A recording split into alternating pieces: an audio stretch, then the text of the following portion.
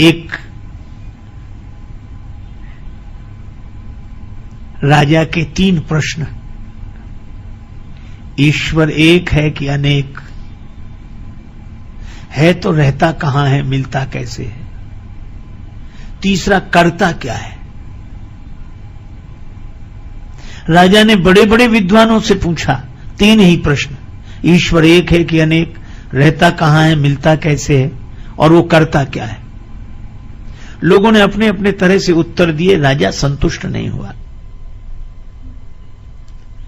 एक दिन राजा अपने घोड़े पर बैठकर जा रहा था, सामने से अलमस्त महात्मा ब्रह्मानंद की मस्ती में लीन, स्वरूपानंद की मस्ती में लीन, मस्ती से झूमते चले आ रहे थे।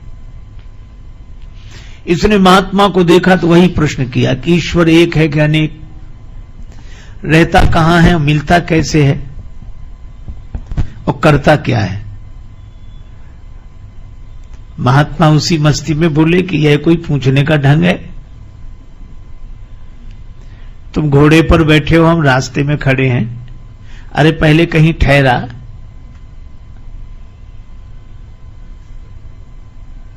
मैं विश्राम करूं, मेरे खाने पीने की व्यवस्था कर, फिर श्रद्धा पूर्वक पूछना, श्रद्धावान लभते ज्ञानम। यह तो उद्दंड का ढंग है, श्रद्धालु का नहीं। राजा समझ गया कि ये महात्मा वैसे नहीं है, हाथ जोड़कर बगीचे में ले गया। बगीचे में एकांत में कुटिया थी, सारी व्यवस्था थी, महात्मा जी को ठहरा दिया, सब व्यवस्था हो गई। 2 दिन बाद राजा गया कि महाराज अब मेरे प्रश्नों का उत्तर। महात्मा बोले अकेले में सुनना चाहते हो कि सबके बीच में। राजा ने कहा कि सबके बीच में हो तो और अच्छा, सब समझ लेंगे। महात्मा बोले तो सबको इकट्ठा करो।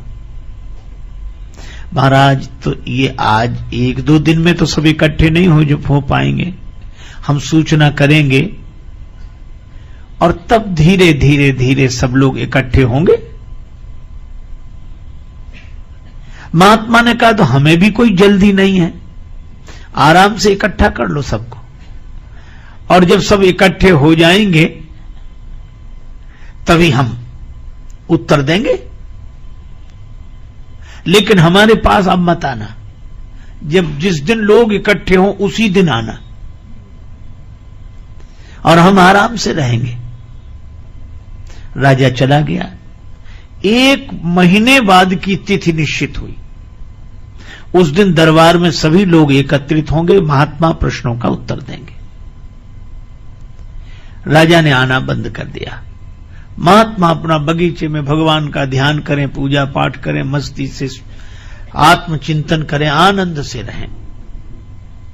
शाम को घूमने जाते, खेत पर एक किसान काम करता, सवेरे मिल जाता, शाम को मिल जाता। महात्मा ने उससे मित्रता कर ली और किसान से कहा कि कभी हमें काम पड़े तो हमारा कहना मानोगे, जो आज्ञा महाराज।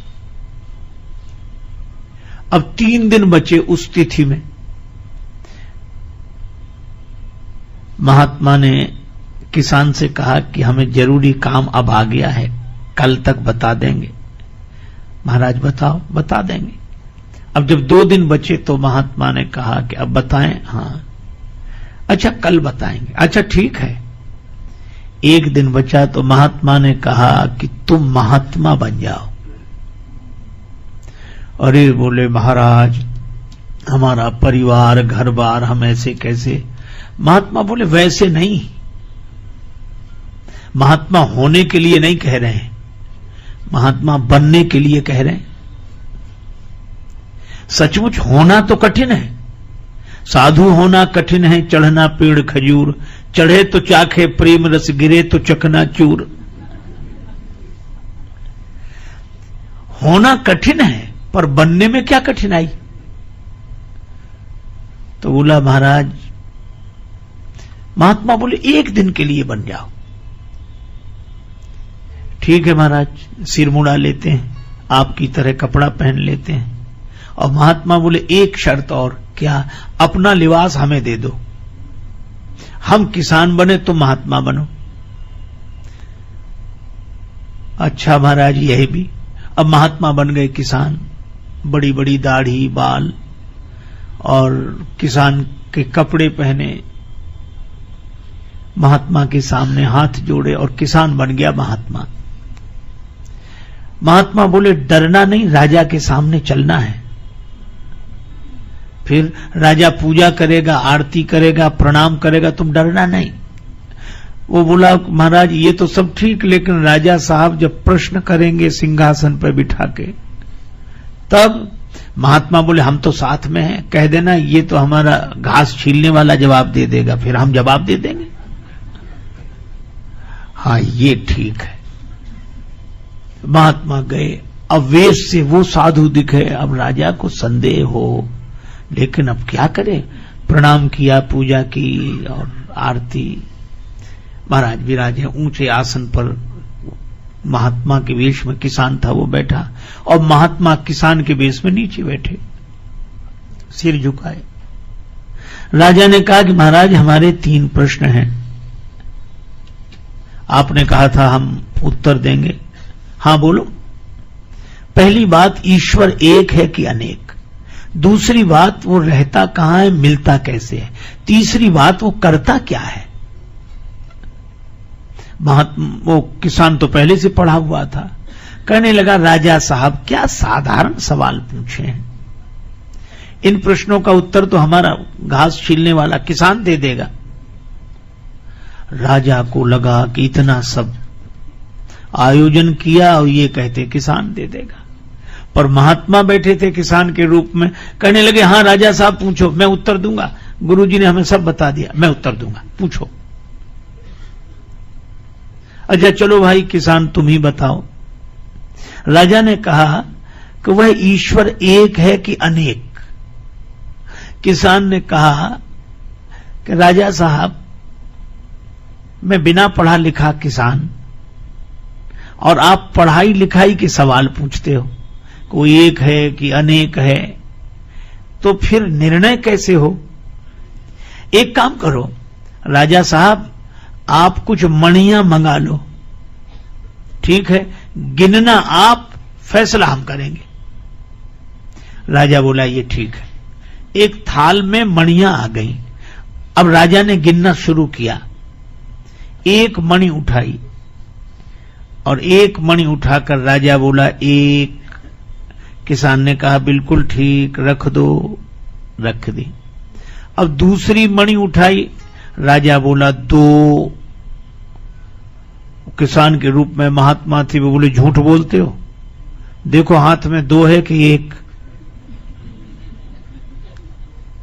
कहा है तो 1। बोले फिर 2 क्यों कहते हो?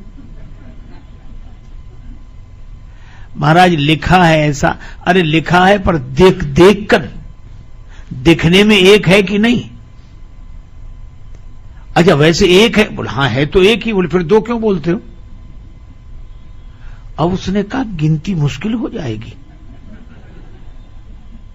तीसरी मणि उठाई, 3। महात्मा बोले फिर झूठ बोले, 3 नहीं है 1 ही है, 2 नहीं है 1 ही है, 4 5 6 7 नहीं है 1 ही है, 1 के बाद भी 1 ही है।